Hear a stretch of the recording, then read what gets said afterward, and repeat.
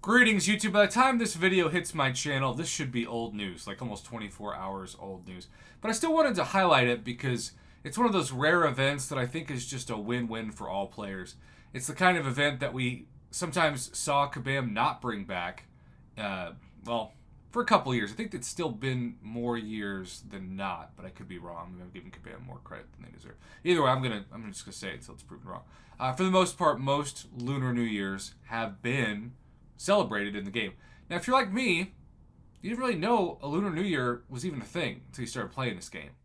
Like if somebody said, "Hey, Prof, are you celebrating a Lunar New Year?" I'd be like, "Is that when they dropped the ball in New York Times?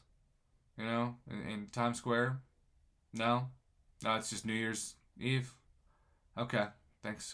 Thanks for the info."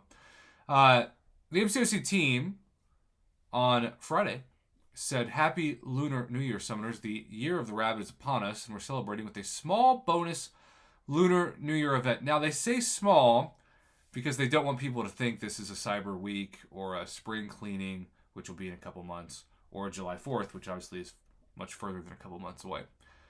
It starts, well, Sunday.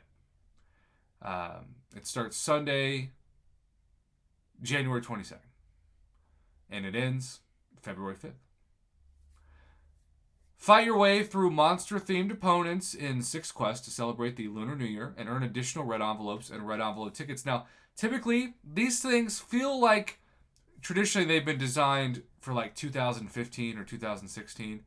The enemies were really easy, but the rewards matched the easiness. It almost felt like the game was still designed to have you bring in rank 5 4 stars instead of rank 4. Now, as things progressed, rank 5 6 stars.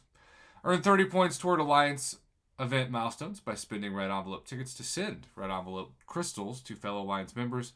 Check your in-game mail at the start of the event to find the following 1 greater red envelope, 8 red envelopes, 8 red envelope tickets, 1 year of the rabbit profile pick.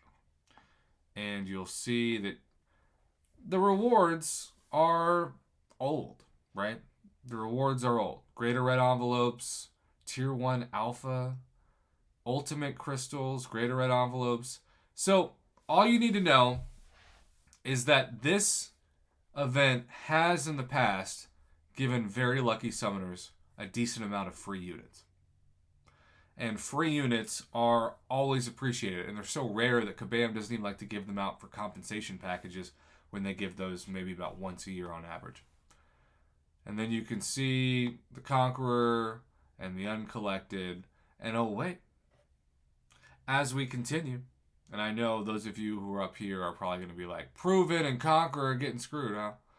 I mean, legendary crystals are a little annoying, but let's start with Cavalier. Greater red envelope crystal, okay. 8,888 tier 5 basic callus fragments, okay, again. 2 legendary crystals, 2 greater red envelopes, 1,888 mythic crystal shards, which is a nice way of saying probably a 5-star.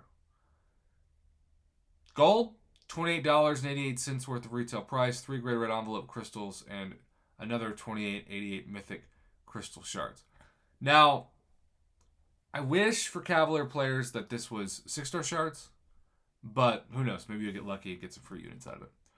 Now, Thronebreaker Plus is not a horrible name for a new streaming app, as far as I know. It means that Paragon doesn't have a separate category. But Thronebreakers, you get the greater red envelopes, you get a decent chunk of tier 5 basic, but at this point, they're so cheap in the unit store that it's not really that big of a deal. The same amount of mythic crystal shards, I guess, starting out. Same amount of gold, but then you get, ultimately, the top prize. Someone, statistically speaking, once their alliance hits 15,000 points, is going to take that mythic crystal. They're going to defy the odds. They're not only going to get a 6-star, they're probably going to get a 6-star Hercules. Or who knows who else. I can't wait. Every year, guaranteed, somebody's going to do it. It says, note, this event does not include rank rewards. And then we have a special login calendar.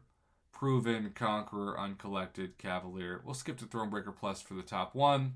And you'll see the greater red envelopes are back. 6-star Hero Crystal Shards for this. That is a huge improvement from past years.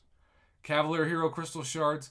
It's weird that the Cavalier Crystal Shards are not 2,000. I mean, I get the number 8 is significant here, but 1,888 is such a random number when 2,000 usually doesn't. 88 units, day 9, fantastic. I mean, 88 free units or 88 free units. And then you'll see another 1,888 6-star crystal shards in 2 of the last 3 days. And 8 6-star 6 stones on day 13. Also fantastic. Since it doesn't say crystals, I assume that these 6-star 6 stones are generics from what we, read. Love the fact it's progression-based. Excited for this event. Return of a gifting badge. We'll be able to set everything besides envelopes. Probably not Ebnimo. Take both hands, put the palms together, fingers facing up, kneel down and pray as hard as you can. Also, to answer your question, no. This is the best we've ever seen this event. That's my takeaway.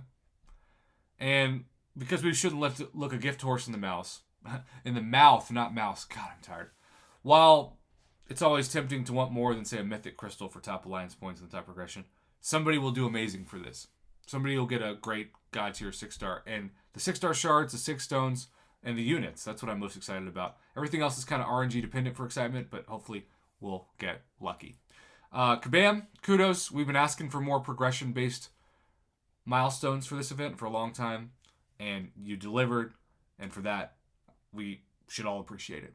Have a good one, YouTube. Let me know your thoughts on this in the comments below.